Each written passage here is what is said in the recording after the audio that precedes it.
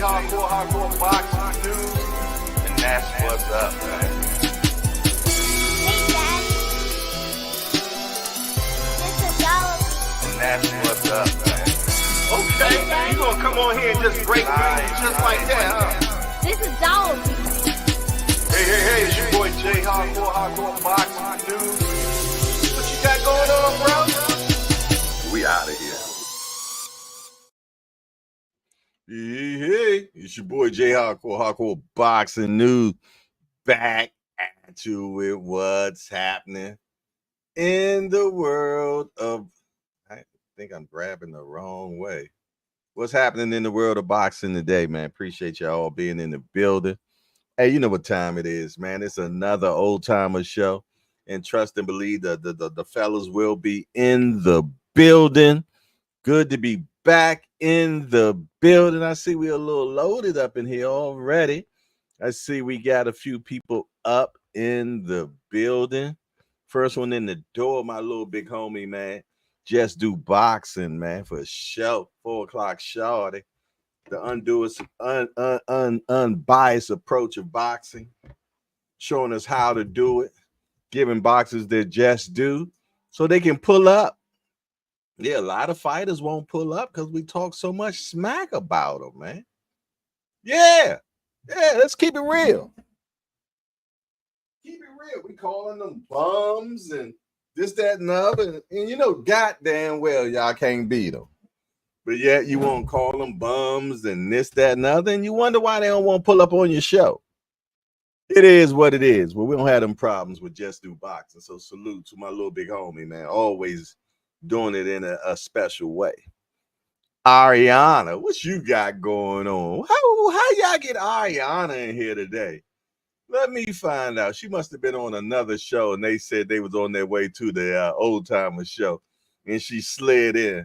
That's my girl though, man. Shout out to Ariana, man. She's all. I don't even know if I say that right. You know, I'm horrible when it says name. Is it Ariana, Ariana? Whatever it is, I love you to pieces, girl, and I appreciate you being in the building for sure. Next, we got my little big homie, Cass. I said little big homie. No, he is the big homie. I misspoke just now. He is my big homie. Just retired this Friday from his job, doing his thing. I'm going to hit him up Monday and say, what you got going on today on this retired day, man?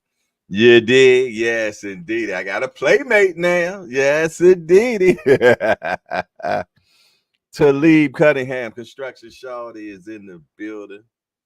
Yes, indeed. That's my guy, man. Hold on. Let me bring in one of the specialties in here, man. Let's bring in Mr. Will. What up?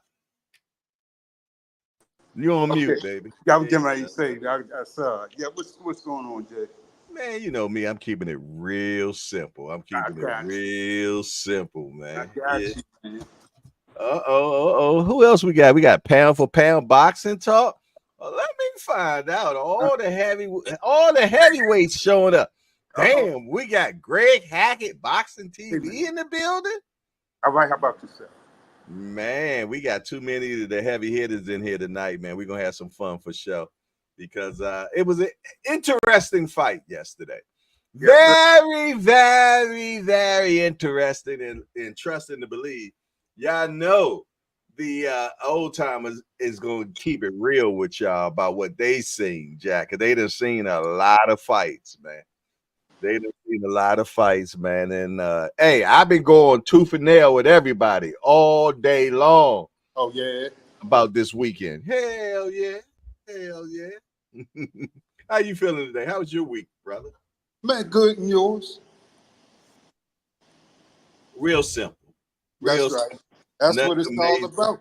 Man, I'm going to tell you, man. Once I learned how to keep it simple, stupid, man, I was well on my way, man. No doubt. No doubt. That's a sign of intelligence, man. Making a complicated thing simple. Gots to make it simple, man. Because when we keep it all complicated, man, I tell you what, talking about simplicity, let's bring in the triple OG Easy, Bruce Gas, Yeah. always smiling. What up, man? Oh man, I just coming in, and everybody's talking about this fight, and what else can be said about it? So I'll come and see what the old gray hairs have to say about it over here tonight, man. You know, gray hair don't care. What's happening, Bruce? Mr. Will, how are you, my brother? All right, my friend. How you? You're looking fit, my man. You're looking fit and well. He My does. man. He does. Healthy, though. He looking real healthy, ain't he? No. Yes, sir. It seems like every he been coming to the hangout, he been looking healthier. I don't know what it is. Catch a little fountain of youth in here. Yes, sir. Yes, sir. We got a lot of them youngsters in here, man, keeping us young, man. That's right. Man, I was in the Apple chat earlier, man, and I ain't gonna tell y'all what I seen in the Apple chat. One of the young dudes was cutting up. I was like, boy, you need to get right. I made some edibles today. No, I heard that. You said it was in the oven. You made it in the oven? Yeah, baby. In fact, let me show you. I'll show you. You know, I want to see This it. is a single serving right here. Okay. This is about 120 milligrams. Ooh. Oh yeah, you gotta be a heavy hitter to do one of these. It's just. Oh my goodness. I call this the green gazoinka. It's a nice little. What is the material? I mean, what is it? White almond cake. My wife she buys cake mix. Oh, and add the butter in it. No. I make the distillant. See, I use I make the green dragon extract. Oh shit. And then I distill. I denature it. I take the alcohol out of it, and I dump it in the cake batter. So I know exactly how many milligrams are in there, and I cut it into X amount of pieces. I know how many milligrams per slice, and that's what it is, brother. I ate 2 of these today. My old lady ate 1. She's already in bed. It's not even 8:30 yet. She's Oh man. And man, I'm just loving life, brother. That's all right. Same here. I got some mother plants working right now, man. I got a few mother plants working right now. I'm gonna rock out with them for a minute, man. You dig? And we're gonna see how those work out. But yeah, I'm gonna do a little mothering this time. For sure. Man, oh man. I'm gonna tell you, hey Bruce, that blue dream. Everybody loves the blue dream because I give it away, man. So everybody loves the blue dream, man. Oh well, hey man, you're my best friend. Don't forget me. Hey, you know what? I'm gonna send you some. I'm gonna send you some of this blue dream because the blue dream is beautiful, man. I'm gonna send you some. Matter of fact, and this is. We must all tell everybody out here, man. This is THCA. It's federally legal under the compliant hemp bill, and we just do the right thing, man. We're all patriots of America, and free the plant, my man, free the plant. Damn right, free the plant.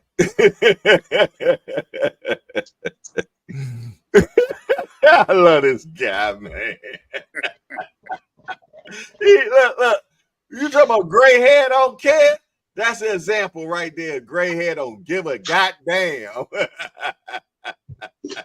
It's actually 50 degrees around here now. I got to put the hat on and keep the heat in the body. I got a long shirt on. Summer's over, and I'm trying to hold on to it as long as possible. Yo, you know what? I'm so crazy, man. Why I still got my AC on at 63 right now? Wow.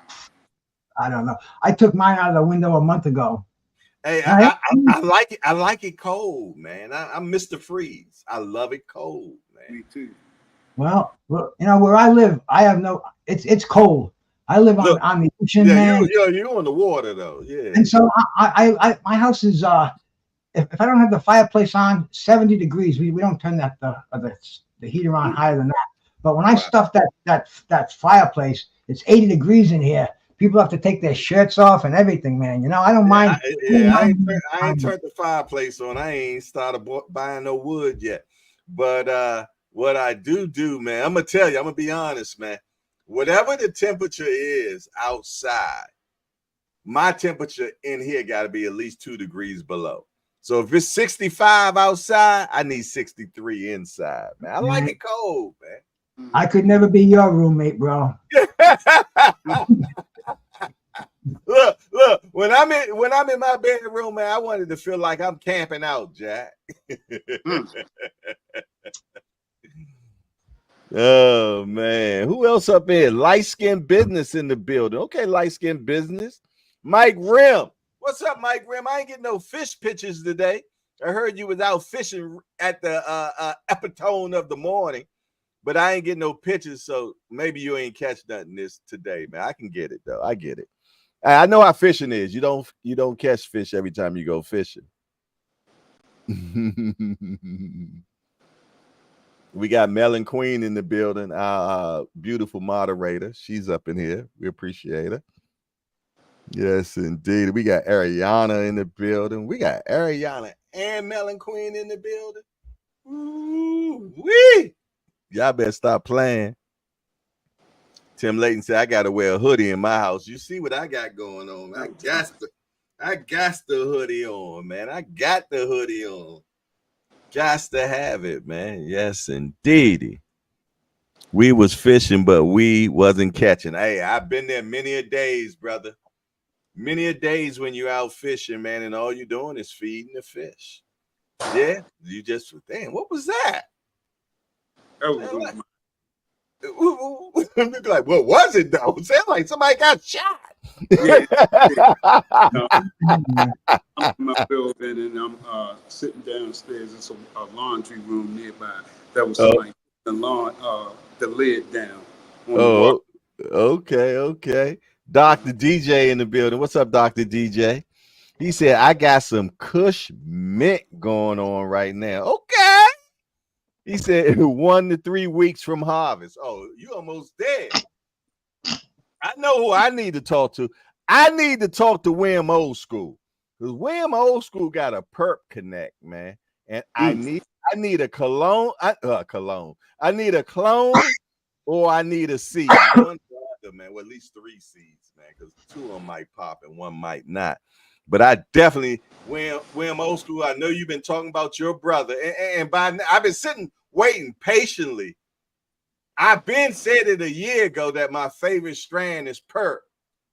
And I still have, you heard me say that, right? It's tattooed in my brain. Right. But yet, William Old School has not offered the perp to me yet, man. But you know what? I digress. All I want is a slither of it so I can start manufacturing it myself. Well, let me use the correct word, growing. Christmas is right around the corner. And you know, I don't tell people, but I kind of let it be known that at my age, I got enough stuff. Right. Junk. I want something I can smoke, something I can enjoy, something that I won't normally get my hands on. And the dispensary's loaded with it. And that's all I'm going to say. Right now, I got some good. Have you heard of Icebox, Bruce? Maybe. There's so many of them out there. It's so many. I got Icebox, and I got a good Gorilla Glue 4, man. That Gorilla Glue stinks so bad, boy. Good Lord. You know what I found? I discovered this stuff called Crumble. And it's a concentrate.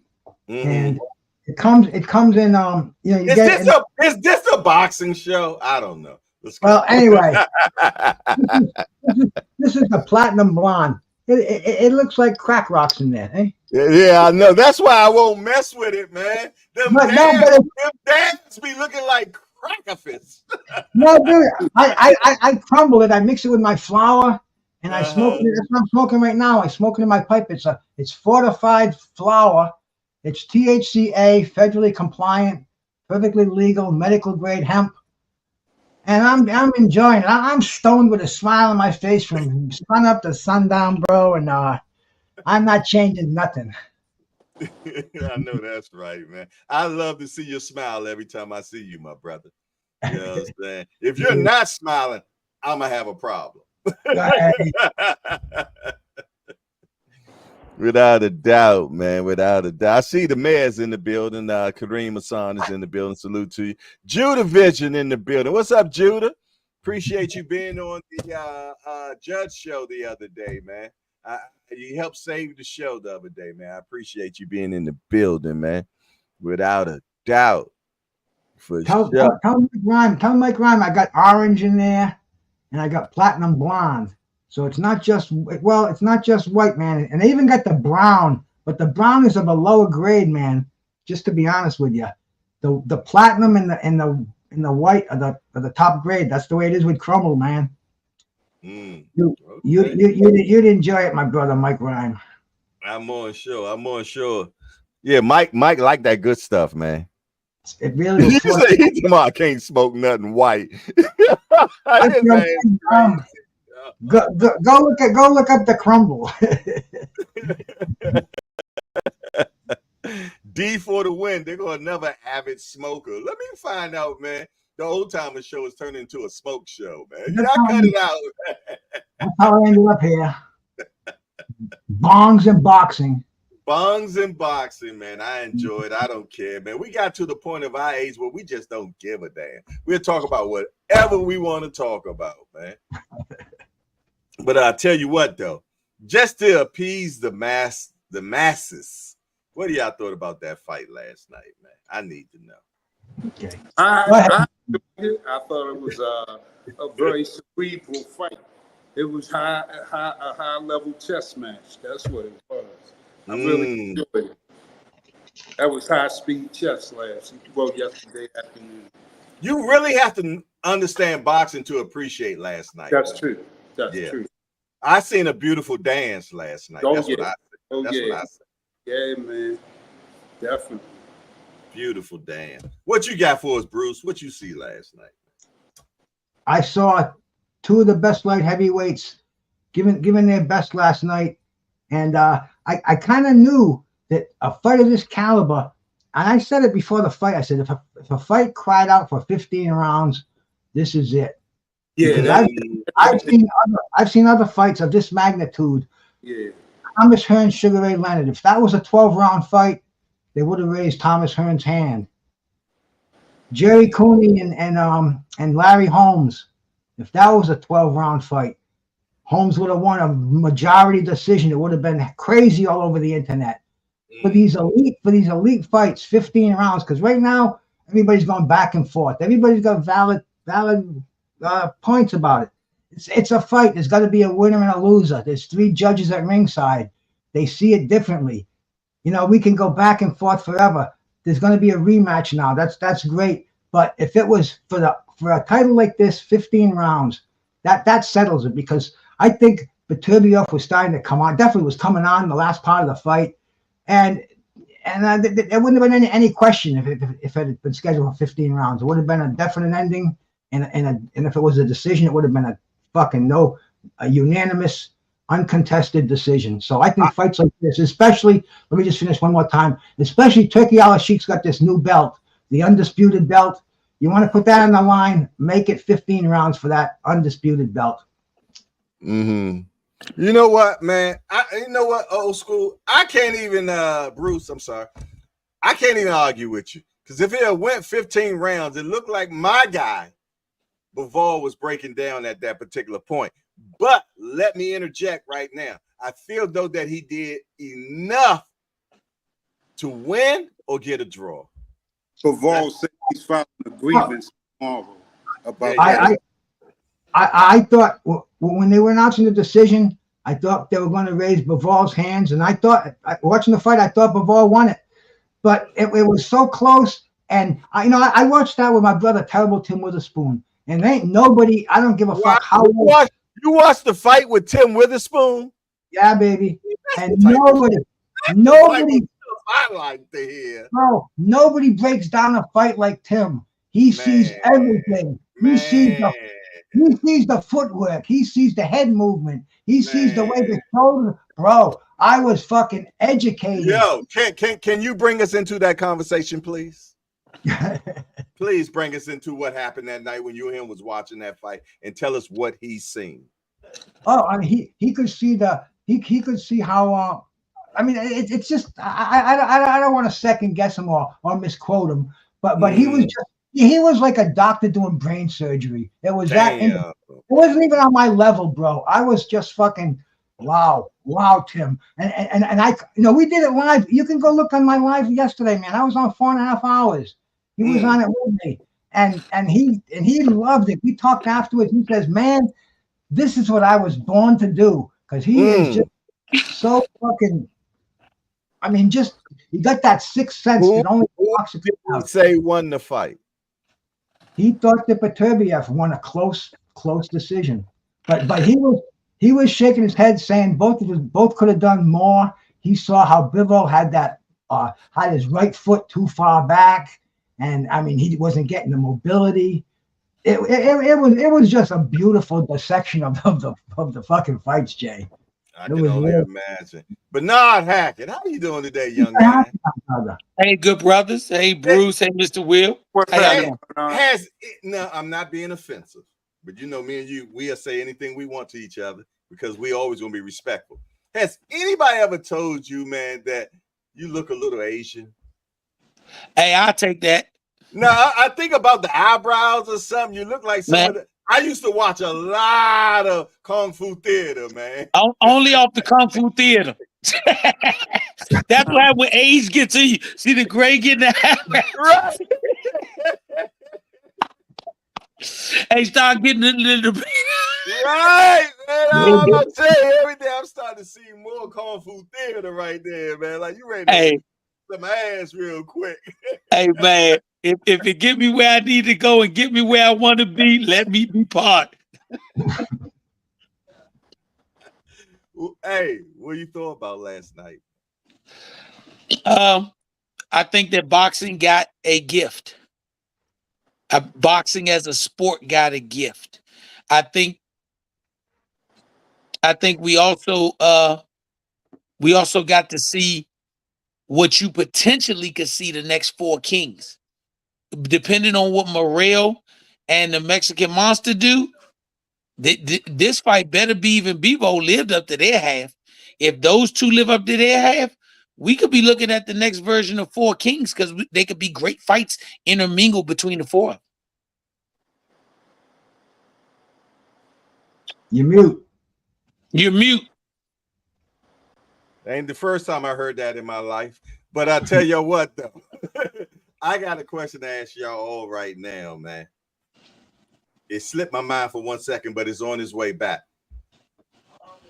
On a rematch, can Beterbiev get better? Or did we see his best? Can Bivol get better? Or have we seen his best? I'd like to know what y'all say. Well, I'm going to answer that. I respect y'all opinion so much. I'm getting ready to tell you what I think. I think we got what we were supposed to get out of both of them. You know what I mean? I really do. It's basically the type of fight I expected. But remember, I did say last week I like Beterbiev for that. You did. Majority of us went with Bivol.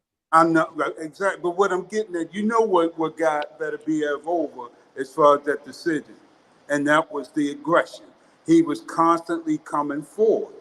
Even though Bivol was in there the whole fight, did his thing. You can't take anything away from him. But he did a lot of backpedaling. And but backpedaling or running? Because I've been hearing running this morning. And I can't take running. I can't take running. I just said backpedaling. Okay. And I think that's where the judges kind of taxed him for that. You know what I'm saying? I really do. Did he win or did he not win in your opinion? What? In all fairness, it could have been called a draw. Okay. Bernard Hackett, what you saying, man? I thought that the both of them fought a very good fight. I don't say he ran. I think he used a tactical measured program that just wasn't the one they wanted to see out of him that night. But I can't say he ran. He actually, I think sometimes we get caught up in this rock'em sock'em robot era as opposed to seeing the quality of boxing. I'm glad I saw Pernell Whitaker in his heyday, because nowadays they'll say Pernell was running. Pernell didn't run. He was strategic.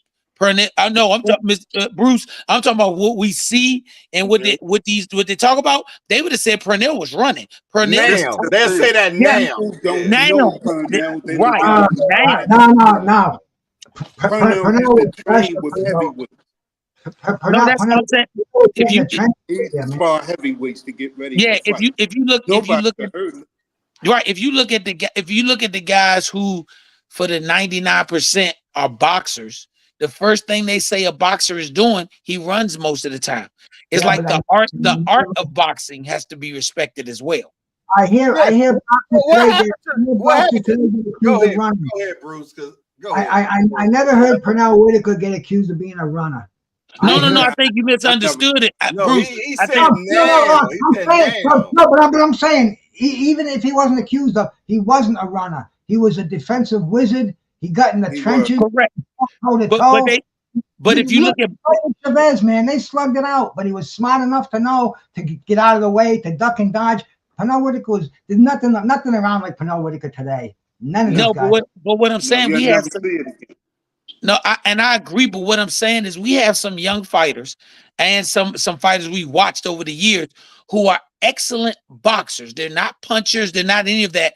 They get accused of running. And sometimes, if you can look at these fights side by side with other fights, like a Pernell Whitaker fight, they're doing the same exact thing. But we had people who appreciated the sport more at that time as opposed to now. Well, you see, they have to understand we're in the entertainment business. So if people are accusing them of running, then they have to get off. They have to get off their toes. They have to show them they're not runners, and they have to talk to their coach. They have to learn how to get inside, how to make their opponents miss. If they look like a runner, if they're perceived as a runner, they are a runner. So I can't agree. I can't agree with that. No, but dude, I'm just saying, perception is reality. Not in our minds, but in some people's minds. If they perceive him as a runner, then he's a runner. That's what I'm saying. Because people sit and watch fights doesn't mean they understand what they're looking at. No, but if you want to excel and make the big bucks, like Pernell Whitaker did, like Oscar did, like Felix Trinidad, because they had that combination. They were boxers, but when it came to get down in the trenches, they get down with you. They weren't afraid to go out, but they had the skills to outclass you too. And that's what the difference. I think that's what Beterbiev has, that where Bivol just has that slickness, and it just didn't work like last night. No, because why I picked Beterbiev last week is what you guys saw last night in him. A lot of people underestimated his boxing skills. They underestimated his age factor. He's 39. I heard some people say he was 41. They add on years and everything. You got to remember, guys of advanced age like that in boxing that get to be older statesmen in the sport, that's because they haven't taken a lot of abuse. He hasn't taken a lot of abuse. That's why they have longevity. Floyd Mayweather, classic example. The guys that are warring all the time, from the time they're 18 up until they're 36, for example, like a Shane Mosley, they're done. At, like early 30s, mid 30s, they're done. Because Shane was in a lot of wars. He fought too many weight classes above his natural weight. He was maxed out at lightweight, okay? When he went to welterweight and all that, and junior middle is when he started losing a lot. Yeah, he was exceeding beyond all means. Yeah, he was an overachiever. Right, he was overachieving. Now, I'm going to tell y'all something. I watched the interview today. Yeah. And I beckon anybody that has a chance to watch this interview. It's with my guy, what's his name? From Fight Hub, Marcus Viega, I believe is his name. And he did the first sit-down interview with Bivol after the fight, okay? And Bivol was speaking, and the level that he was speaking on just made me just respect more about what he got going on. Because you know what? He went into some man stuff. He said, you know what? You got to realize in your life that some guys hit harder than you, some guys are stronger than you, but that don't mean they can beat you. He said, but yet when you realize that they are stronger and you realize that they are bigger, you did. Then what do you do to beat them? The speed killer, you dig, or it's just positioning? Because we all know what positioning can do if you know what you're doing with it. You know what I'm saying? And that's what I liked about Bivol, man. He realized, he knew, hey, I know this guy Beterbiev hits way harder than me. But that doesn't stop me from winning this fight. And that's what I like what he said. He said, you know what, man? I'm going to figure a way how to beat this guy. Obviously, in what he said, he felt, though, that he was winning the fight. But he said, you know what? I didn't fight my perfect fight, and I always strive to be perfect. You know what I mean? But yet, he felt, though, that he did not do enough to get that win. And I respect that, man. Even though I felt, though, he did or at least got a draw. You know what I mean? I like honesty like that, man. I've read since then that his estranged wife congratulated Beterbiev on the win. Oh, that's heavy on the brain. Yes, it is. Well, I'm telling you, that's what I read. About sleeping with the enemy? Yeah, I seen it. I seen what she said after the fight. Okay. He said, congratulations to Beterbiev, and now I got my turn against them now. Yeah. And I'm going to do mine in the courtroom. Yeah. Yeah. That's a lot to deal with. It is. With someone that you got cheering with. That's true. You know what I'm saying? And you got to go into the biggest fight of your life, and she going around telling the people, the opposition, your weaknesses. Yeah. Yeah. How do you deal with that? That's true. Come on, man. Come on, man. Hey, but nah, your wife, hold on now, goes to the opposition and say, you know what? He got the short man syndrome. He got this. He got that. Yo, even if it ain't true, it's bad that she just talking to somebody, bro. Man, how long have they been separated? They've been separated. And from my understanding, they've been separated for a while. If but how long does it take to heal, though?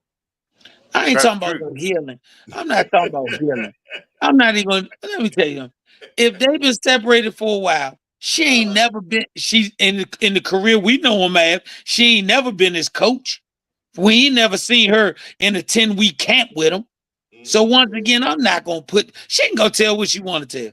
She can tell what she want to tell. She knows how to be his best wife and how to be his best enemy. She don't know how to be his best coaching opposition. So that lady could go tell whatever she want to tell. That man still had to get prepared for a fight. He not the first person to get divorced while they fighting. He not the first guy to be in an estranged relationship while we've had fighters that have been in a bigger estranged relationship with a woman who was their manager, a woman who actually was in the gym with them. Come on, we can't. We not gonna put that on that. Come on, man. Don't talk about Ali like that, man. Once again, when you got to do something that is take it away from winning or losing a fight, but has something to do with your immediate health, because you can go in there and get beat to death. The last thought on your mind is, did she tell him that I like to wear white socks when I go to sleep? Come on, man. How many soldiers got a Dear John letter, but they came back from war? Not the white socks, though, man. Yeah, come on, man. Come on, I ain't gonna do that. On this night, the judges saw Beterbiev as a better fighter, and I don't have a problem with that. I would love to see them do it again because it was a gift for the sport of boxing. It's so funny because I was just telling my wife yesterday, I'm like, can you pick me up some black socks? Hey, so your wife gonna call one of the other podcasters that got a show at the same time as you. Say, look, y'all, he ain't got the right socks on, so he gonna have a bad show tonight. Them socks ain't right. Man, please. Come on, man. Oh, man, that's too funny, man. That's too funny.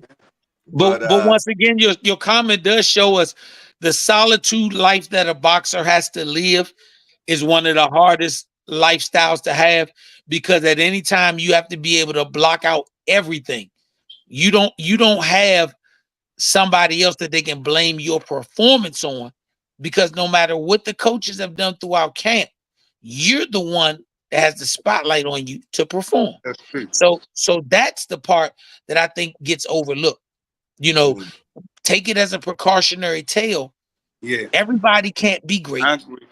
Everybody's not a superstar. So the ones who can get away with turmoil in their life, don't try to be like them, because there's very few of them. Yeah. There's very few of them. Henry Yep. Armstrong was a known alcoholic. He had 4 world titles at one time. I wouldn't tell nobody else. Bad man, No, it's bad three. man, Tell nobody else. bad man, but, pajama. 3. He was My bad. apologies, it was 3. But I wouldn't tell nobody to go become a drunk and you could be a 3 division holder. I'm not gonna recommend that, but it worked for him.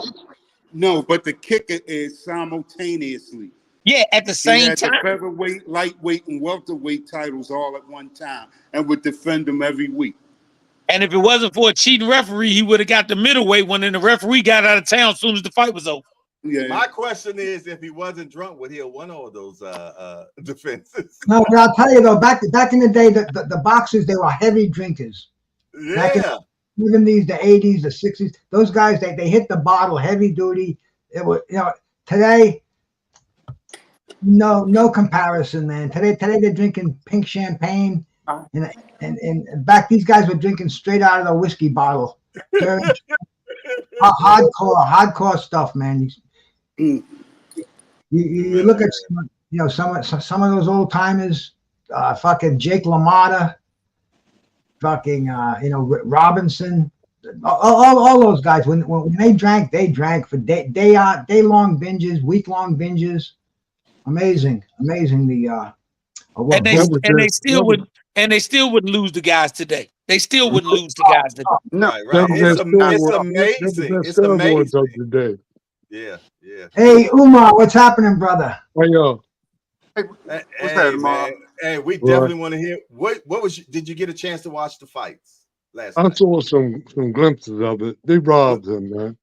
Okay, tell us why. Man, he was catching them combinations and stuff, man, just throwing them flurries, and he was outboxing him. The dude was putting pressure on him, but he got more points. Bivol, he won that fight, man. You know what fight he said he kept watching to prepare himself for this fight? Ali versus Hagler. And that's the same thing I said 2 weeks ago. I was like, you know what? I see Ali Hagler and then again. You mean Sugar Ray? I forgot. I was wondering what fight you was talking about, man. Yeah, I apologize. Man, that was them white socks. That was them white socks. We all guys were afford to have these little brain spots, That was the white socks. White Sox syndrome. Yeah, what's so crazy? I didn't even realize I said Ali Hagler until y'all started talking about. I'm like, oh, did I just say that?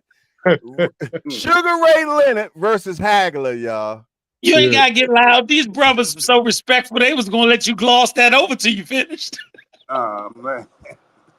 Yeah. That would have been a great fight, though. Yeah.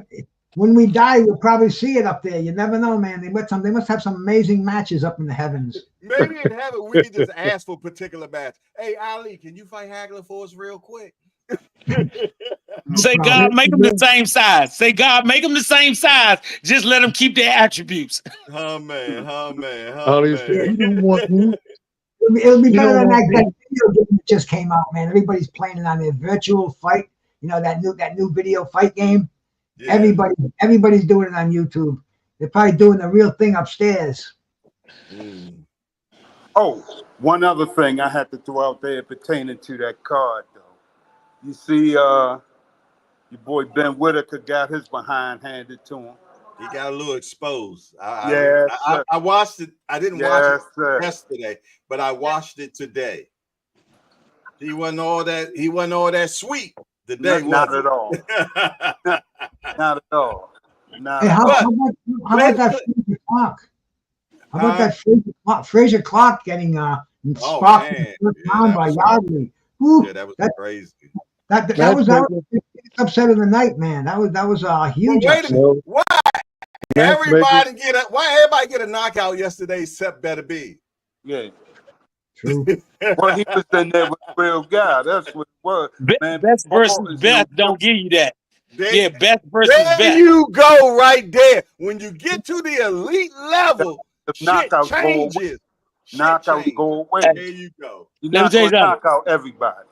When you get to the elite level, you got guys that got elite level chins. There you go. So then you're gonna have to say, Bernard. Then you have to respect what the judges call in a fight, because yeah. most of the folks want to go to the judges' spot. That 116, You 112.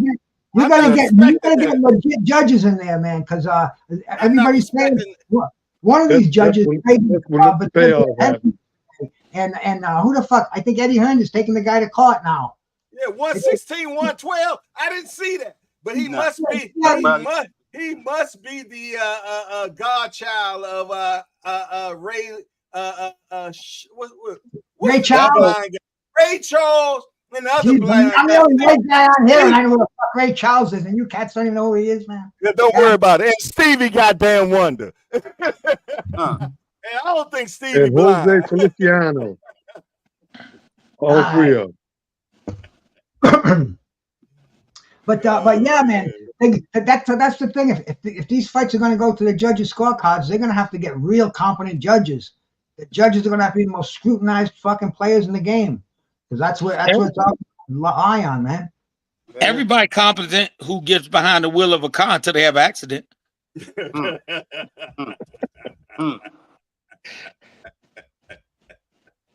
That's how I look at it. I mean, we all gonna have fights where we want to call an official out, but if we're gonna call them out way before the night they make that mistake, because ain't nobody ever complained about the train car driver until he have an accident.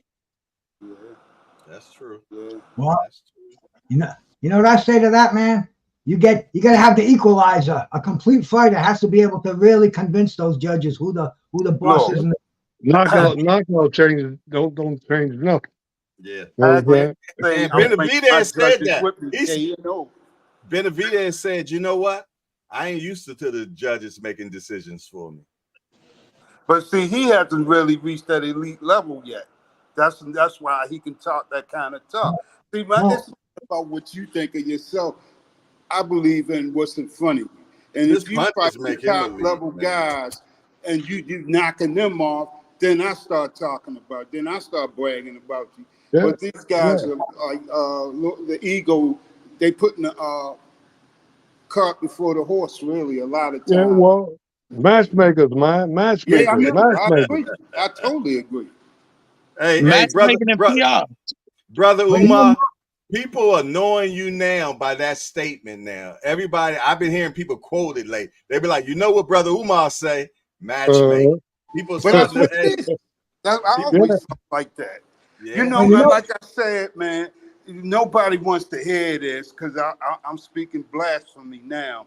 But Mike Tyson was famous for it. Mike did not want to fight the top guys. If you would have let him stay around number 20, 22, 24, 30, that's where he would have stayed. He should have never been in the ring with Bruce Seldon. He should have never been in the ring with Clifford ATN. He should have never been in the ring with France Botha. He should have been in the ring with Ray Mercer, Tim Witherspoon, Riddick Bowe. He couldn't even tell you what they look like. Mike Tyson, in his prime, he fought 8 of the top 10 heavyweights when Mike Tyson was champion. He cleaned out the heavyweight division, man. There was nothing there. He didn't fight anybody. He didn't fight Witherspoon. It wasn't his fault, He didn't though. fight Ray Mercer. He didn't fight Bowe. Right? That would have been the second coming now, bro. That was after he got beat by Buster Douglas. Yeah, that was later.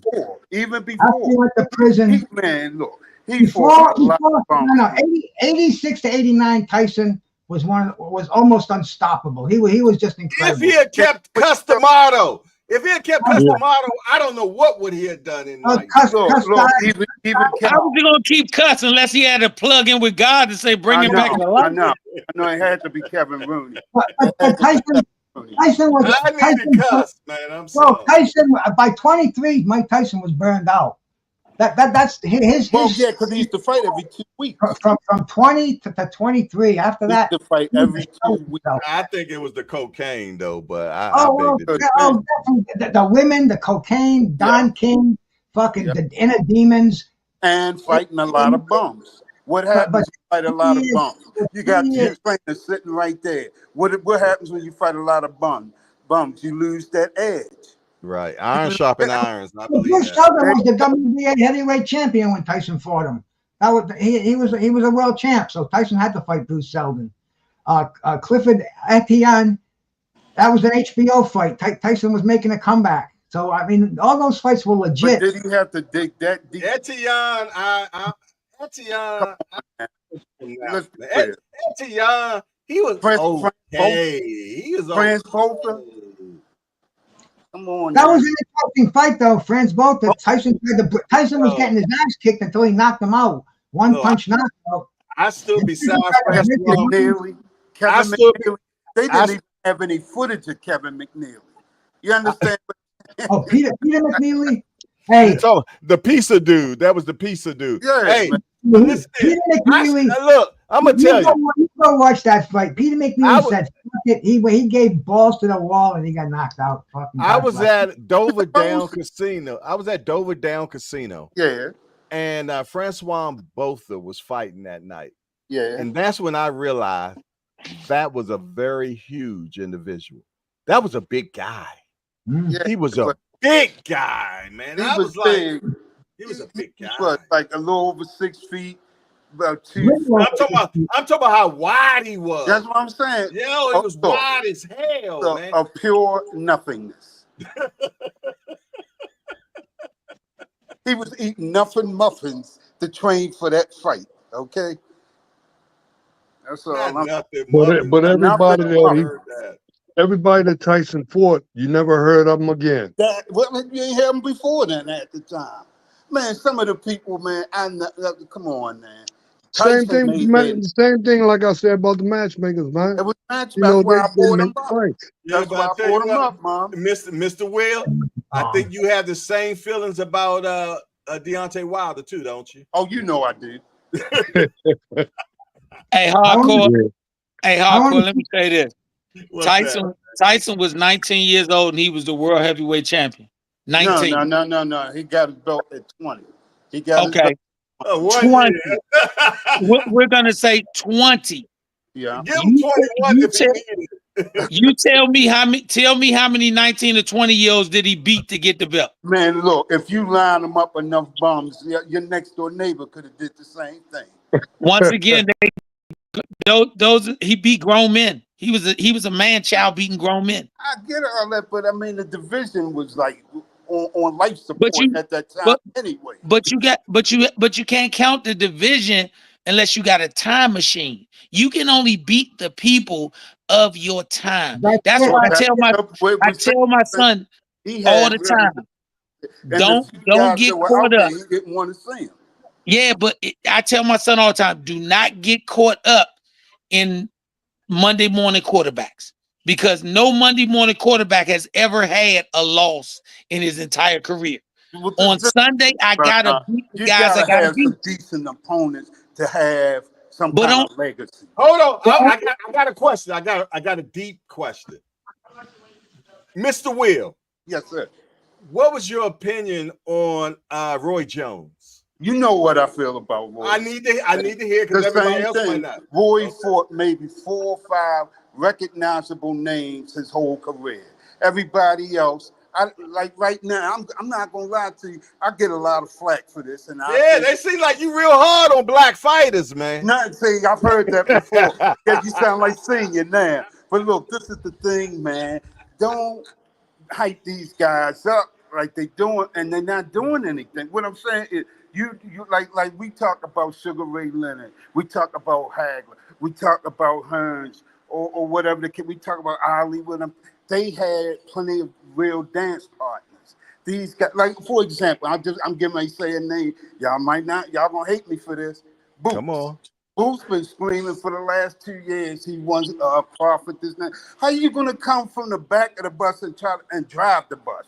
Come on, man. Back in the day, you had to work your way up to these title fights and champions and all.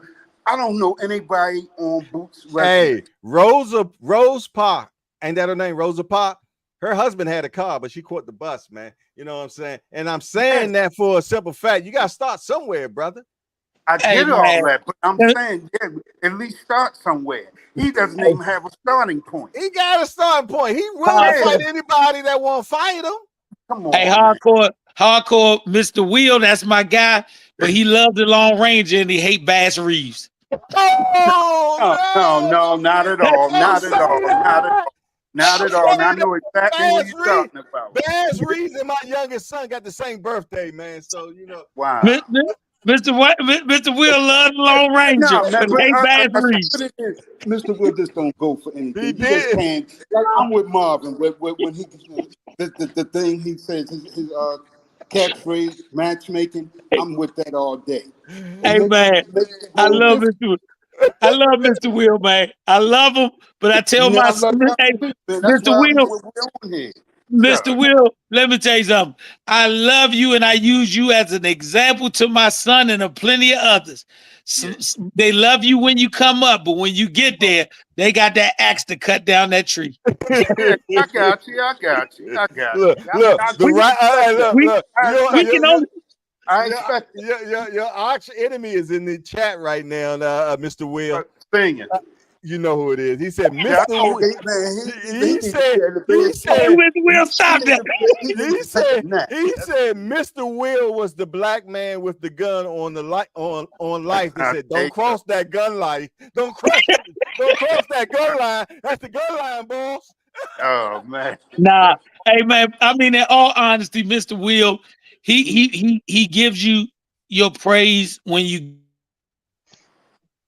get it early, but then when you go back, and I understand to agree, Mr. Will saying, after I get to look at the career on its totality when it's over, then my grade may change. As you're beating these guys coming up, I'd say the performance may have been good.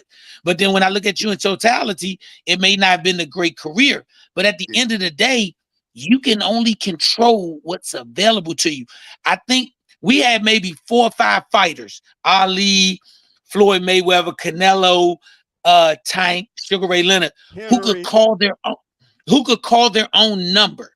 But for the most part, the promoters have a vested interest in seeing you win if you sell tickets. So if they do that, we can't question the fighter, because the fighter has a boss. We have to question the boss. And if I'm the boss of a company, what is the direction I want my company to be? Profitable. I can't put you in front of a monster 20 straight times, because we'll get back to the point where you said about the fighter earlier. Man, he was done by the time he was 26. Yeah, because they put him in front of monsters. I always tell hardcore, I use what's my man's name? His son is a pro now for Trinidad and De La Hoya. I don't know how I forget his Fernando name. Vargas. Yeah, I use him as a precautionary tale. They threw that boy to the lions, they ended his career at least 7 years too soon. At the same time, they did that too. At the exact same time, that boy Jeff Lacey. They threw both of them. But if we look at it, in order for somebody to be great in the eyes of your concept, that's the only way they can be great. That's crazy. Yeah, I'm not going to throw you in front of a bunch of lions and keep letting you beat lions. It didn't pay off, but listen, if you cross against the light, you dare to get to the other side of the street. You know who's going to tell the story? The man that waited for the light to change and tell about how you got ran over. How you got ran over. Yeah, of course. But I mean, look, that's they're not playing table tennis. It's everything can't be safety first and back. No, but I'm not saying safety first. But what I am saying, like Ben Whitaker, I think he looked bad in his last fight. But I also think that they were bringing him along in a way where they wanted the potential to look great. Now, at the end of the career, you're gonna be like, oh, he didn't do this, he didn't do that. Ain't too many. I'm gonna be honest with you. I tell people all the time, sometimes it takes a crazy man to drive a horse to greatness. But most of the reason why you call him crazy is because the people who went before him, they all died. You're taking a chance. And that's the chance you can't take. I look at my son. My son won hardcore tell you, Jalil will fight anybody. If they offer Jalil a fight against undefeated word Canelo. Hey, Jalil, you want to fight Canelo? He's going to say, yeah, not because of the money, but because he think he can beat him, which a fighter is supposed to. But you as the people who have to move him properly, you got to think in the concept of, son, this is not the right time for this. That's why I always say, I want my son to be the best fighter of his era, not somebody else's era, because you're going to be a victim of somebody else's era when you could be a king of your own. You take the choice of what you want. If my son beats everybody in his own era and you say he never had a defining fight for his career to consider him great, but he finished finished 40-0 with 5 titles, then I'm saying we can only beat the people that we had to beat. We can't beat somebody else that's not in our era. If you take Floyd Mayweather off of Canelo's resume up until this Bivol point, he's undefeated. That fight was before he was supposed to be in his era. Even though I know it jumped him to superstardom, Floyd may be the last person that could jump you to superstardom if you just fight him.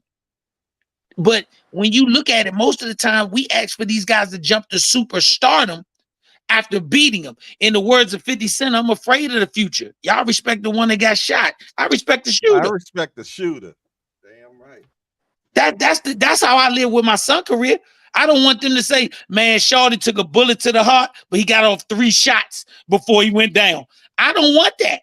I want them to say that he was able to dodge bad fire, and when he fired back, he landed like a sniper. Yeah, I get that. I like that. What medal do you want? When you come back home, do you want them to give you a General Star or a Purple Heart? Give me the General Star. Everybody gonna agree with the General Star. Everybody gonna agree with the General Star. But here's one thing that we all have to notice, right? All this stuff wasn't going on until black fighters sort of got the power and were in charge. Yeah. Nobody talked to all that stuff, until we got on the scene. You got more black promoters, you got more black champions, you got more black contenders. So it wasn't no problem before then. But this shit has been going on ever since boxing has been boxing. It's our fault, Mr. Umar. It's our fault. Yeah, don't say they, us. We put more pressure on our fighters. If you can have Manny Pacquiao, who could be 70-19, and we'll say he's the greatest thing in the world. You can have Floyd at 50-0. Man, he ducked people. And it ain't them that's saying it. It's us. That's so true. It's us. I can't even argue.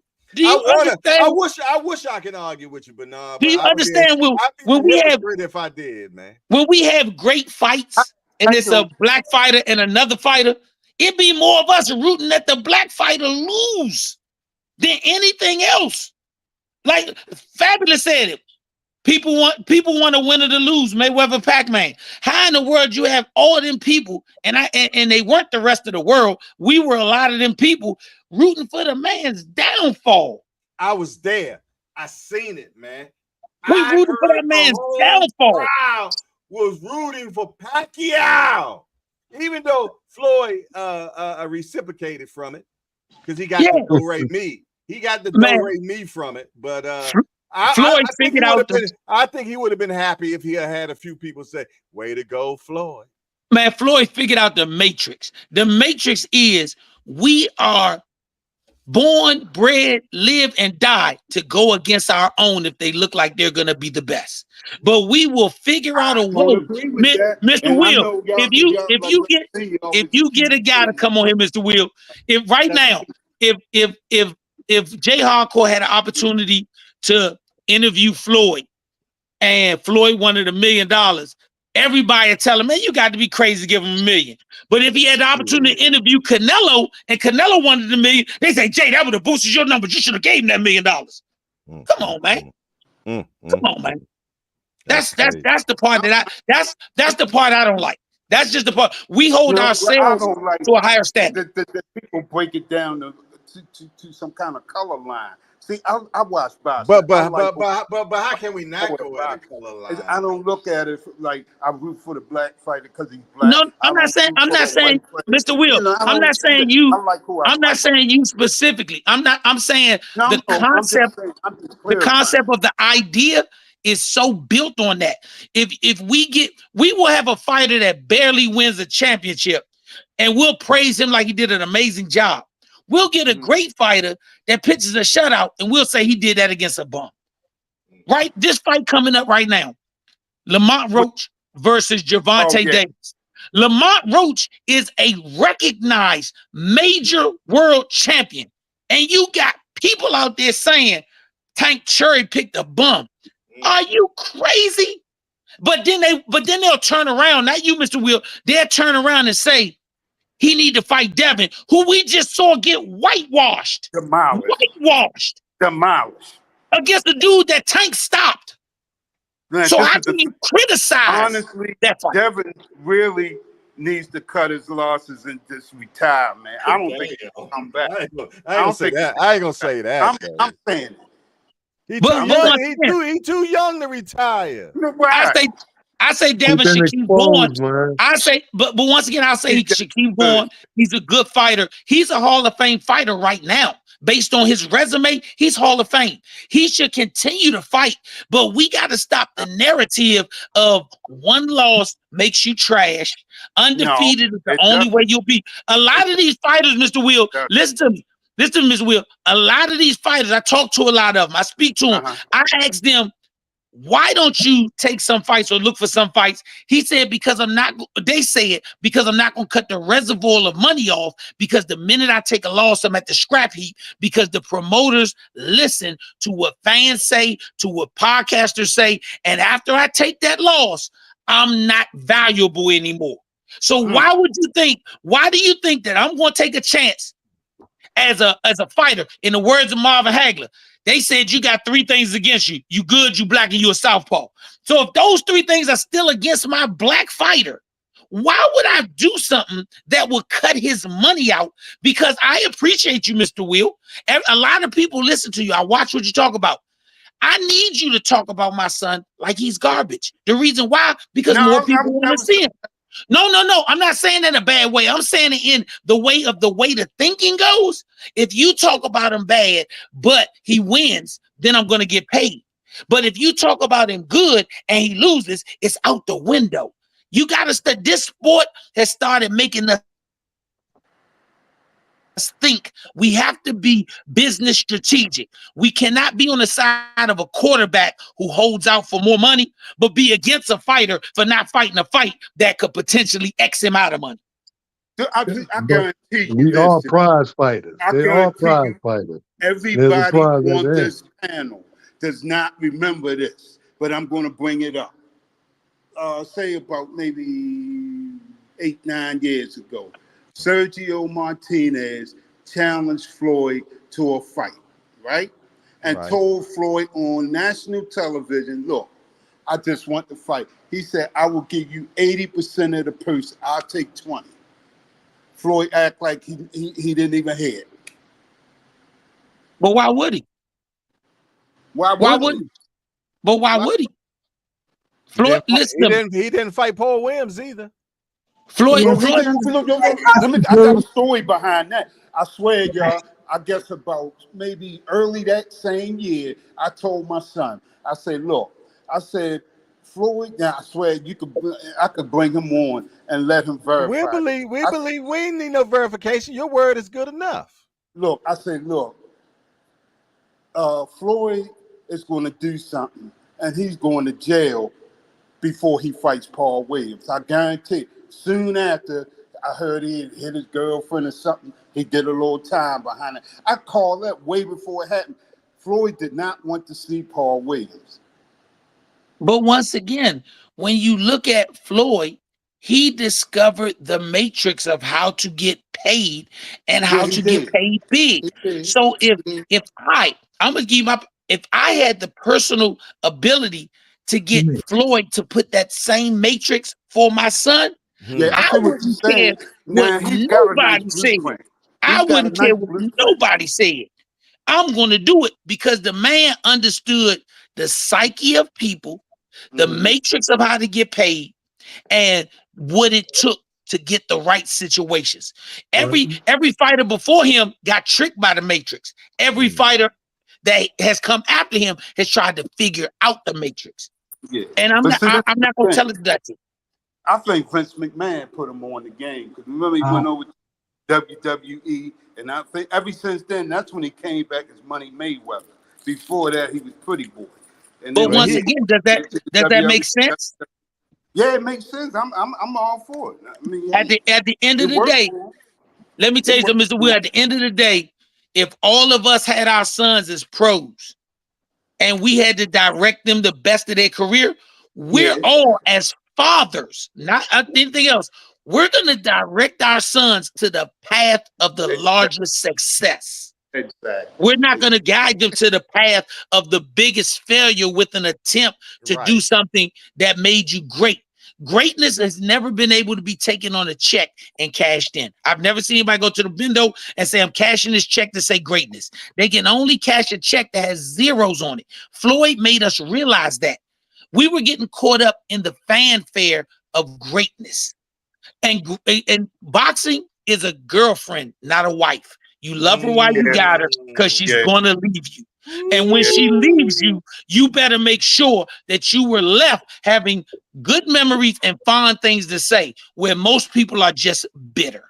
And I don't You know want my what? son to finish boxing bitter because he tried to wife something that should have only been a girlfriend. I Dang. wish you could have been Ali's father and gave him that same speech, man. Because seriously, That's an he understatement. that was. I mean, come on, that guy was bigger than boxing, and he just hung around too long. He's like a horror story to me in Yeah. boxing. And what But it still worked out no matter what. Because oh, Yeah, Ali is hold up. still great. He's still Hey, great. hardcore, let me ask you this. Yes, sir. When Ali was finished boxing or when it was over, was he a millionaire? Hell no. nah, Okay, he now wasn't none. hold up. Let me ask you this question: did Ali's deteriorated health have something to do with the sport of boxing? Hell yeah. So Yes, he tried to wife got to be a great. girlfriend, Yeah, he and when did. she left him, he was in a worse state than when she got him. So it did not work out for him. Well, the reason why I say it works out for him because the way we reverence him now, and when he was finally about to leave, the money was coming in the way it's supposed to. And For him. Ali was never in financial straits. Ali was never broke. Ali had money. But He from what I, Mr. Bruce, from what I've heard, Larry Holmes was very instrumental in making sure that he always had something coming in. So if he was instrumental in that, then that means that at some point he was in financial straits. I wouldn't give Larry Holmes too much credit. Ali took care of himself. Ali had his wife Lonnie, who was with him, and Lonnie made sure he had money salted away. You could put 100,000 here, 100,000 there, and that was enough money for Ali to live comfortably on. And Ali had his name. Ali trademarked his name. Ali was never broke. He didn't have to bow down to anybody. He didn't have to. I'm giving you the agreement on that, but Mr. Bruce, once again, Just call me if, Bruce, man. if, Don't call me if Bruce, you man. if you came into a relationship with X, Y, and Z, and when that relationship broke off, you didn't even have A, B, and C. Ali paved the way so guys like Floyd could do it easy. Ali had it tough, and Ali had to fight the man from every fucking angle, bro. So I don't care. once White again, man, a black man, a Chinese man, a red man, a fucking so once man. again, Had to fight him. So why would we ask for these young fighters now to do something astronomical when we saw the way that it worked out for Ali? That's all I'm saying. Why would we ask that? These kids, they risk their lives. I just told a kid in the gym the other day, do you know when your coach your manager and your promoter have no more value with you, they're gonna send you back to the same living room that you came out of when they thought you were worth something. Look at Magamon. Ain't nobody talking about Magamon. He a vegetable. His wife takes care of him. He don't have nothing. She said it. Look at what Magamon, the heavyweight that's a vegetable. Oh, you're the New York guy, the guy from Thank New you. York. Thank No, you. wait. His wife says nobody's doing anything for him. They don't have any money. Look at my man. Oh, Joe McClellan, Wilfred Benitez. Yeah, Joe McClellan had a whole. I know all this, but they know all this too. This is a hurt fucking business, man. We're not playing. I agree with you. And I agree with you. And that's the best have to fight the best. And your son, who's your son? Who's in his radar? Who does he have? Who does he want to fight? Who's the champ in his division? I'm not all that familiar with your son. Boots is. Barrios, Stanionis, and Brian Norman. And how's he going to fight these guys? He has to fight the top contenders out there. Is that, am I right? Once again, you are correct. But I'm gonna say this: his generation is what I'm looking at. That's what I'm looking at. His generation. For me, I represent my son.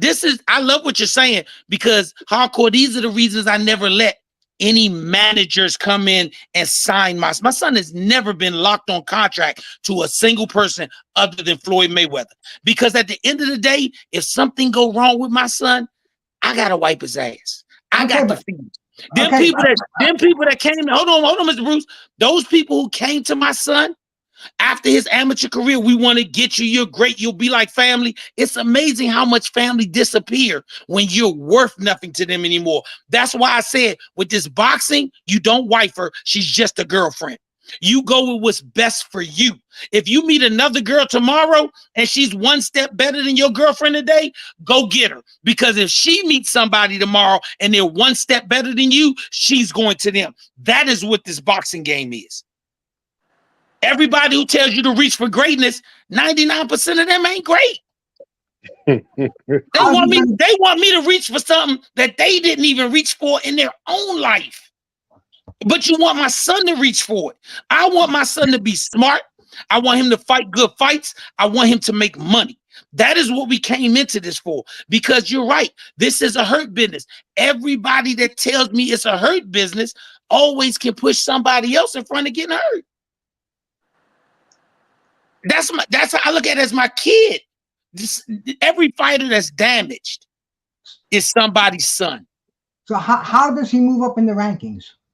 You gotta fight. You gotta fight good quality guys. You gotta challenge him. He's gotta fight fighters that people perceive better than he is. And you're right. But at the right time, though. Right. That's what I'm saying. It's a timing. How old is your son? My son just turned 21. He's ranked number 15. He got 9 fights. He got 9 fights, and he's ranked number 15 in the world by the WBA and ranked number 32 by the WBC. So you feel people are pushing you, Bernard? No. I'm not saying pushing me. I'm just looking at other fighters who I use as precautionary tales that I'm not going to allow them to do things that are in their financial best interest and not in my son's.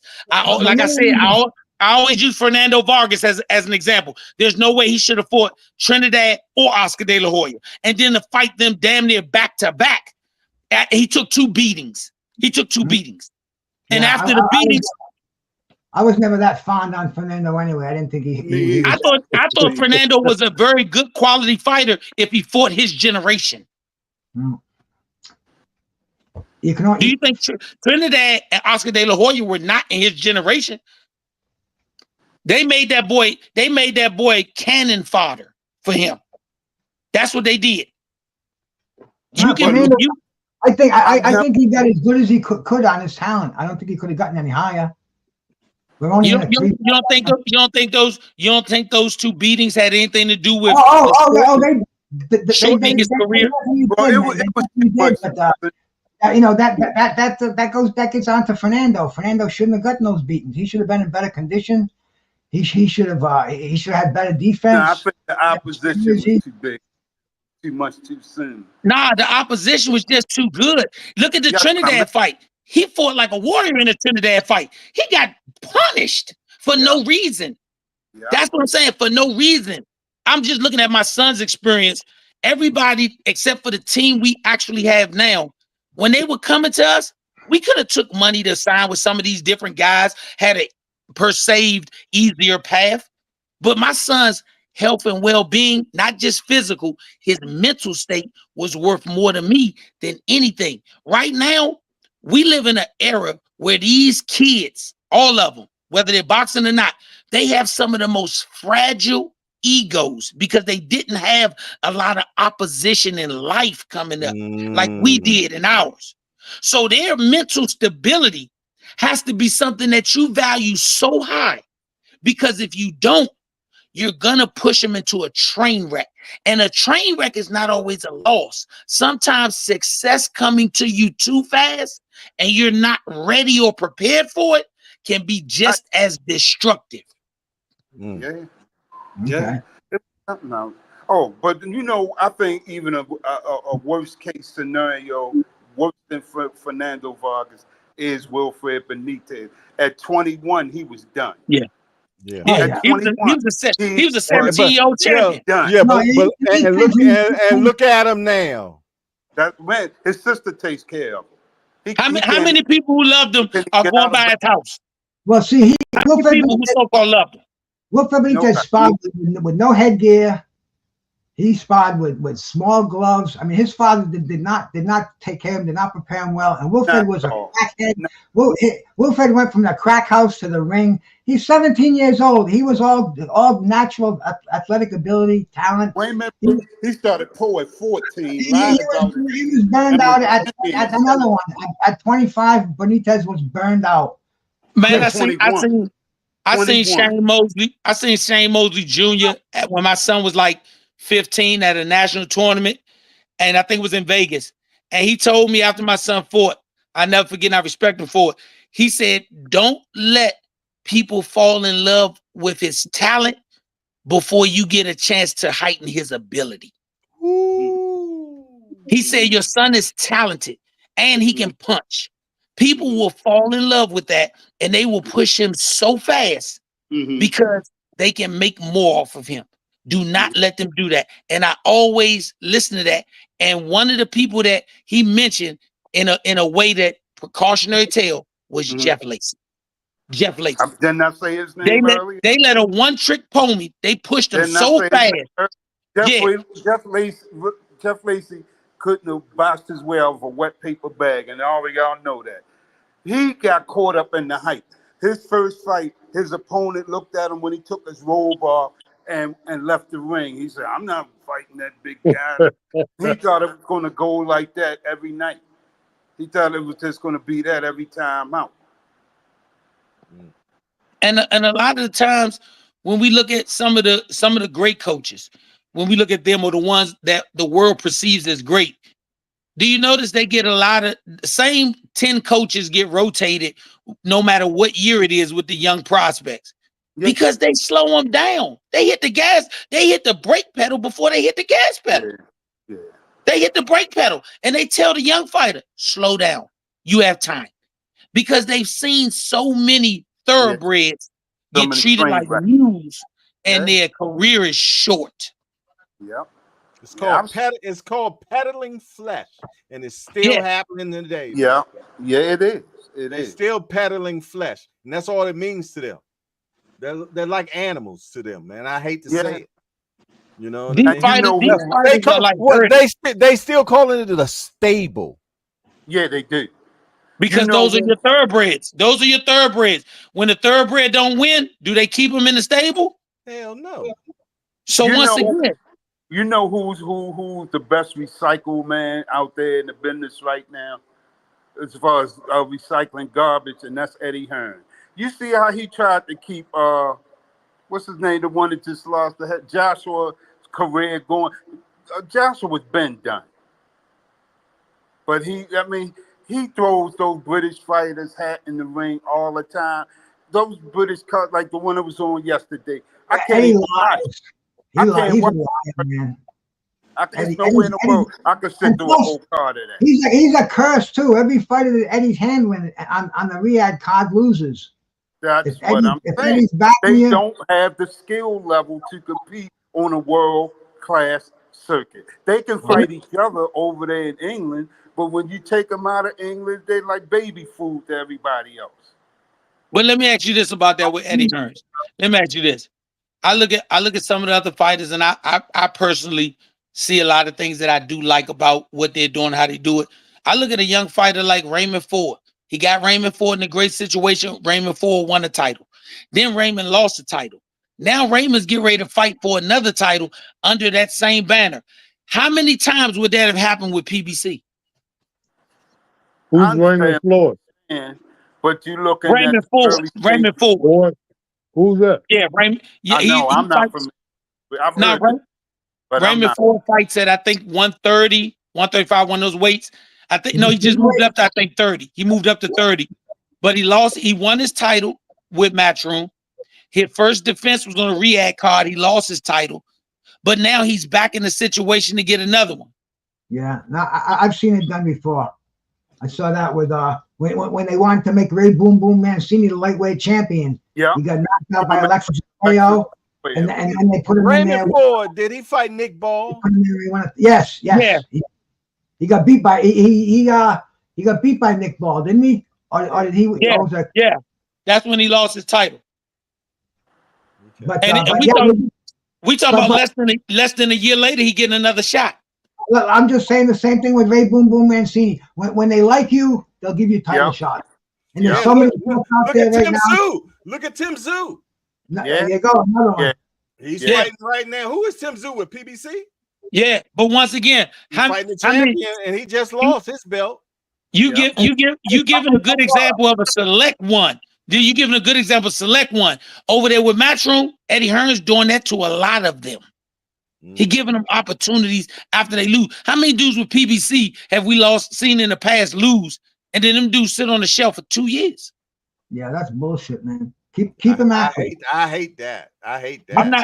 So I'm not gonna say that about Eddie. When Eddie make a fighter feel like it's cool if I give my best and lose because he'll put me back in line. Well, everybody on that last PBC card, I hate to say it, everybody had about 1.5 to 2 years off. And that's good for a career. Come on, man. Not at all. And this next one, it's not. Yeah, we got to call a spade a spade. We got to call a spade. That's not good. Eddie putting you back in line. Eddie putting you back in line. It's a death in boxing. It's all about the money, man. Yeah, it's all about.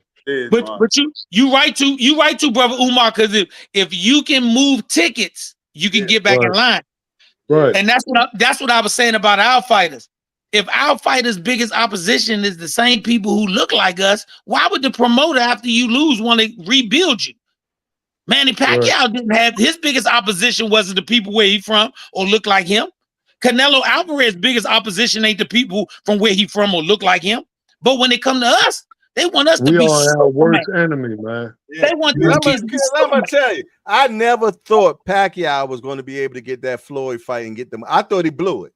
When he lost against Marquez, I thought he blew it. But he then he turned around and got the biggest payday he ever got in his life after losing. If that was a black fight, it wouldn't have never happened. Right. Yeah, that's true.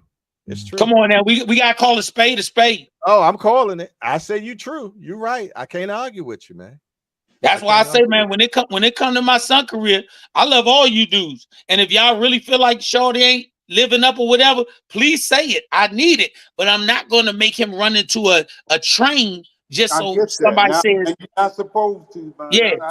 I'm not gonna make my son run into a train. I'm gonna make him, and I've always said, Jay Hardcore, what I tell you? I never said my son will finish his career undefeated because I don't know, but I said every time he fight, he will give you the best of him. I agree. Hey, and we done already over here at the JBT done said that we're team Hackett. You know what I'm saying? Win, lose, or draw. We're team Hackett, regardless. You know what And I'm I'm the saying? first. Mr. Will, if you ever have that position or blame for my son, and I'm not saying you're wrong, please don't take it that way. Blame me first, because my son is willing to fight anybody. It's been a couple of fights that I didn't like that my son was like, "We're gonna take it." I called Jay Hardcore from Houston, and Garcia, the one that trains. I'm sorry, I forget his first name. Robert. Yeah, he's a great guy. He said, "Hey, Dad, I know your son can fight, but maybe you're taking this one prematurely." You talking about the I Pete said, "I Dobson fight? understand." The Pete Yeah, Dobson? no, the one before we fought for the WCU title, Oh, okay. Yeah, yeah. and then when we fought for this title, uh, the brother up in Philly that be doing the joint, brother Hackett up in Philly, he was honest. He said, "Bruh, I Brand think Hackett. Shorty is not Yeah. ready for this. You fighting the guy who just fought fought Conor Ben. This might be premature." And I agree with him, but my son told me something as a young man that I really respected. He said, "Dad, you led my career from the time I put on gloves to the time I was 21. You raised me. Now, let me take the reins. It's your job to get me ready for a fight. It's my job to carry out your game plan.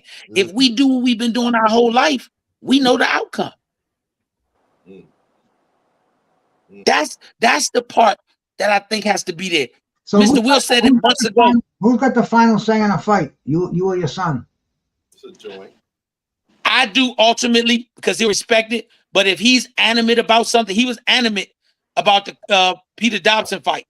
I have to respect him as a young man. I have to respect him. I tell him my apprehensions. I tell him my pluses, my negatives.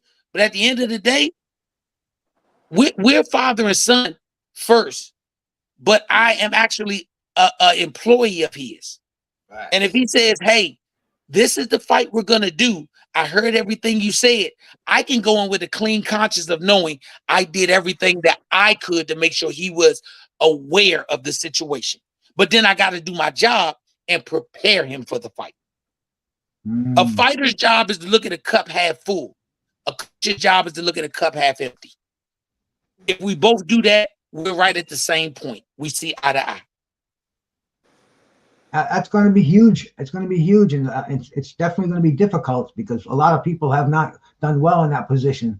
Father-son relationships, I think we even talked about those on here one time. So it's tough, bro. It's going to be tough, and your love has to be there. But it takes a village, though. And when it comes right down to you and your son butting heads, you think that? We don't butt heads at this point in his career. I tell him, if you allow me and say, "Dad, you make the decision," I'm going to make the decision and my son will live with it. But if he tells me I'm animate about the decision I'm going to make, even after hearing what I have to say, then I have to respect him as a man. He's always my son. And I think that's where the problem comes in.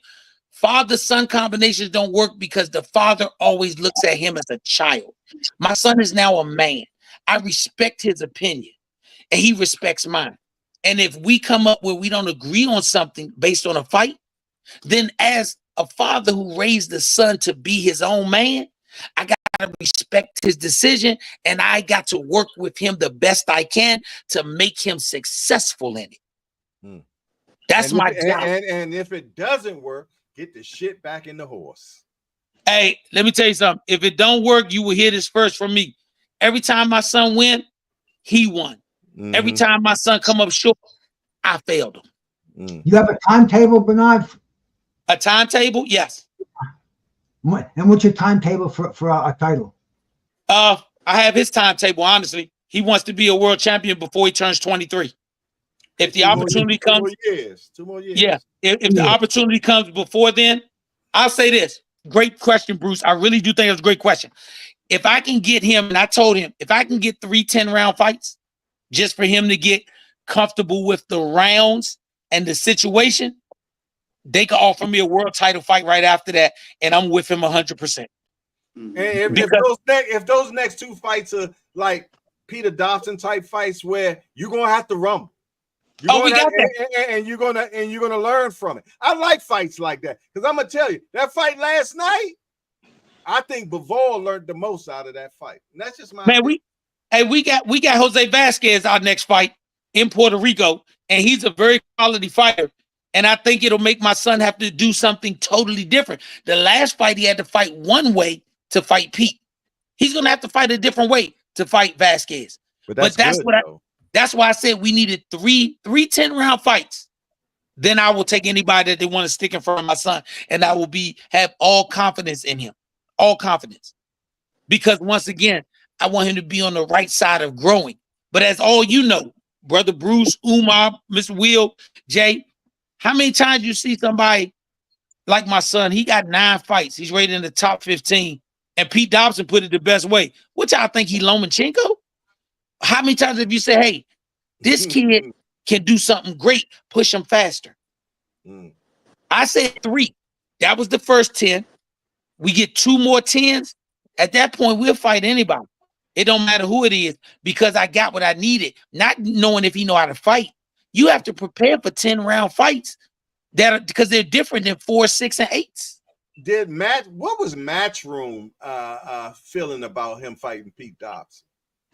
I gotta respectfully say that in the beginning, that wasn't what they wanted. And my son was insisting on what he wanted. And all respect to Eddie Hearns and that whole Matchroom team. They said, we want the kid. We're gonna roll the dice with you. We're gonna roll the dice. Wow. And I learned a lot. Let me tell you something. I learned a lot. When you put on a fight like that, I hadn't been in that situation. I'm looking at my son's check. Okay, I know what he made. But like they said, that's a 6-figure fight. That's $100,000 fight. When you start putting the checks together, the sanctions, all that, you talking about a 20-year-old kid. He was 21 for less than a month. So a 20-year-old kid, never under your promotion company, and you're going to sign him and put him in a title fight right first fight? That took a lot of balls on Eddie Hearn and his team part. Yeah. And then to make that fight against Pete Dobson, who just came off 12 rounds with Conor Benn, that was even hey, they had balls, man. If I don't say nothing else about Eddie Hearns, I respect him because he had balls. He said, do you want to do this? Do you think you can do this? He didn't ask me, do you think you can do this? I said, I know I can do it. He said, let's ride, y'all. Let's ride. Kevin Rooney said the same thing. I'm gonna tell you, Pete Dobson showed me something, man. Because I thought the fight was over by the 4th. I did too. I thought that fight was over by the 4th, but Pete Dobson did not come to lay down against this youngster at all. I'm gonna take a page from Umar and Bruce's book. They've said it before on the show. My son needed that learning experience. That's why I won 3 10s, because he tried to get him out of there too early. That's because I don't know. I don't know. Just because you heard a guy with a good shot, it might have been too early to dump your load. Yo, he had Hassan Rockman, crab cake on his head and everything. I thought it was over. Dude, dig down. That was great experience for your son. Slim, when that man said Jalil hit him in the left ear, bust his eardrum, hit him in the right ear, bust his eardrum, he said this must be something he practices on. That man stood in there like a grown man. Yeah. He stood in there like a grown man, and he made my son man up. Hardcore, you watched the fight in the 8th round when I said, hey, Jalil, how you feeling? He said, this is the first time I feel win. I said, you better man up, champ. I can't tell you how to fight. I already told you how to fight. Stick to the game plan. Man up. He became a man in round 8. Yeah. When y'all showed up at the meet and greet the next day and you walked in the door, the first thing I said to you was, Slim, that was experience. You needed that. You know, Mr. Will, you can't teach that. Nah, you got to earn that. What is it? Boxing is on the job training. Right, exactly. Mr. Will, he had to fight Pete. No matter what Pete career finished as, that was the defining moment of his career, round 8. Because that's when he had to say, am I made for this? He had to say it, not to me, but to his damn self. I always tell people, it's a difference in being alone and by yourself. You can't lie to self, man. When a nigga That's lies why to self, when a man lies to himself, that's crazy, man. That's that delusion. And you That's that was the you delusion. night. got to realize what you got. You got to know Yeah, what you got. yeah. But when you start You know lying what you to got, yourself, then you're you like, know, hold on, yeah. wait a minute, man. Come on. Hey, Mr. Bruce, I tell you something. Like I said, I listen to everything you say. You a historian on this joint. You said out of your mouth a bunch of times. You saw when a fighter went over the hill to be great, and you've also seen when he went over the hill to be finished. When do you, with your experienced eye, you and Coach Umar, y'all seen it? When did you see a guy that you know of? It's over. Even if he won the fight, you say in round 9 his career was over. I've seen it before. Yeah. It happened to me. Wow. That's a true thing. Yeah, When yeah. I tell my son, it's a difference, champ. When you're alone, nobody tells you that. But when you're by yourself meaning you're next to yourself, that's the conversation he was having in round 8. Are you made for this, or was this just some fun? I think The beautiful thing about that is he can revisit that in his You next got fight. to. You got to every time you fight. Mr. Wilder said that every time a fighter step in there and fight, it comes a point in the fight where he got to talk to himself. Yeah. You see the conversation happen. You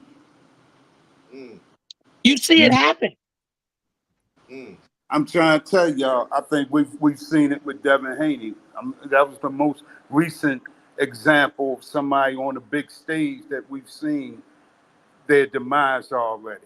And I don't see He never gave up, though. He never gave up. No, he didn't give up. But the thing is, I don't see him getting any better. Put it like that.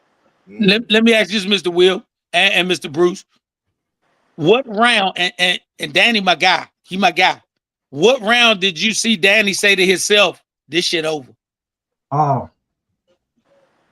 When he came into the fight, I mean, I didn't even think he should have been in the fight. He was off for 2 years, and he didn't even look good. Yeah, definitely. Well, see, that's the thing. What I was talking about earlier. When he got hit with that punch and his father came in to stop the fight, you could just see that he didn't belong in that ring. You know, his father kept asking him 2 rounds before that, "Are you okay, Danny?" Yep. He was saying something already. "Danny, are you all right?" He wasn't saying that to wake him up. He was sincerely asking that question. So hardcore, you saying you saw it, or his father saw it 2 rounds before the fight was even over? Hell yeah, maybe 3 His father saw it when the first when the fight first started. His father saw it, man. What he saw was that frustration had set in because Danny couldn't touch him. Danny couldn't lay a glove on him. He couldn't do anything, and I was just saying, man, this is a guy who's been retired for 2 years, and he doesn't have it anymore. But I mean, the bell rung, man. Punch was the bell. Hey, Mr. Bruce, what round was it, and what fight was it when you saw Ali say it was over? Oh shit, man! When he beat, he came on top of a fight with Ernie Shavers. Yeah, I agree. Let me say this about that real fast. Ali had Parkinson's then, y'all. It was just undiagnosed. His next fight out, or soon after, was Leon Spinks. And he had Parkinson's then. It was just undiagnosed. Mr. Will, listen what I'm asking you. That's why I said, Mr. Bruce, me and him talk of the. What round and what fight did you see when Ali, talking to himself, said it's over? Well, bro, we're almost on an anniversary of in fact, now we just passed it, of the Thriller in Manila, when Ali basically quit on his stool in the end of the 14th round. He said, "Ange," he said, "cut these gloves off." And he looked over there. And Joe Frazier's going to stop the fight. Yeah. Ali said, luckily they stopped it in the other corner. He said, because he couldn't have won another round. So once again, you answered that. I thank you for that, Mr. Bruce. But he did not. But he didn't stop there. That should have been his. He might not have stopped Yeah. there, but it was over.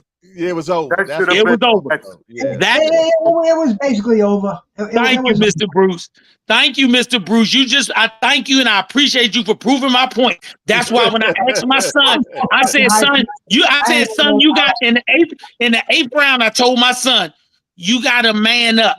Because I couldn't teach you anything else. I couldn't give you any different instruction. You're carrying out the game plan, but you have to ask yourself. Bro, that's a special fighter. That's in here though. That's where you gotta go. That's where you gotta dig deep in the well. Yeah. And not too many athletes have that shit, bro. And No. But Bernard, you got a special relationship with him. I've never seen father-son before. I'm gonna watch you guys, man. You know, it's gonna be real interesting because you definitely are all in, bro. You know, you're all in. All the way. And it's gonna be a hell of a ride. And you know, nobody's gonna be dangling the money in front of your son. He's not gonna have to jump for that because unfortunately, that's what made Fernando Vargas. You know, he got the quick 6 figures, bro, and there was no fucking there was no thinking about it. They threw him in the line. Pete Dobson told my son at the press conference, he said, you still live at home. And my son said, you right, and I don't pay no bills. I'll be 70 fucking 2 months. I wish I still lived at home, man. Hey, and that's the difference. Me and my wife ain't rich, but we ain't thirsty. So he can do it his way.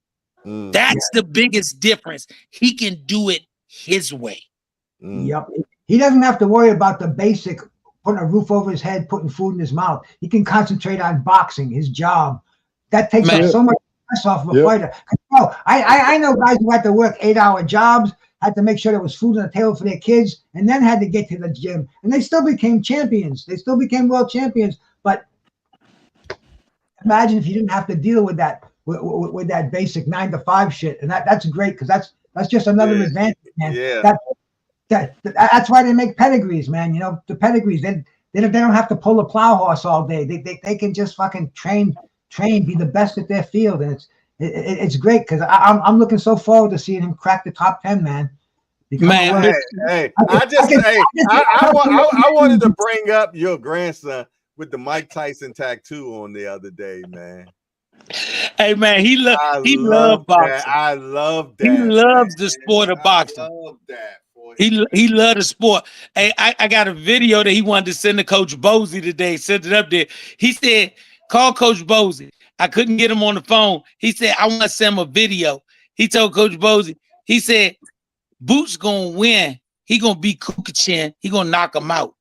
I said, who you tell that to? Boots? He said, no, his name is Boots Ennis. Man, this sport is a great sport, but we gotta understand where we fall in at. Yeah. I have no problem asking Mr. Bruce a question about history of boxing. He's a historian. I have no question asking Coach Umar the trials and tribulations owning the gym. I have no question hearing Mr. Will give his synopsis on a fighter. Once again, when we stop acting like 12-year-old girls with our feelings on our shoulder, we might actually hear something that's beneficial that can help us make the right decision. That's man shit. And that's what and that's why this show is what it is, man. You know what I'm saying? Because gray hairs don't care, man. We speak our damn mind and we let it hang where it hang at, Hey, Jay, this thing is about telling the truth, man. A lot of people don't tell the damn truth, man. They don't want to hear the truth. They don't want to hear the truth. They can't handle the truth. And let me tell y'all something, man.